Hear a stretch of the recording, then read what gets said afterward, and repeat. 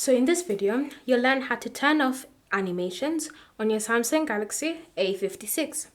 So if you no longer want to be able to see any animations that are on your phone, this is what you can do to turn them off.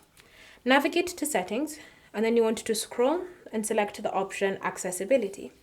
Under accessibility, tap on vision enhancements, and then look for the option reduce animations with the toggle next to it. So currently it's disabled, which is why you have animations appearing on your screen. So to enable it so that animations stop appearing, just tap on the toggle like that.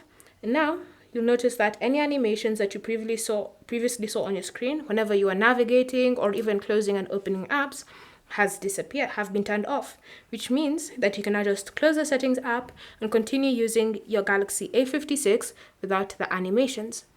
Thank you for watching. If you have any questions or comments, leave them down below and we'll get back to you.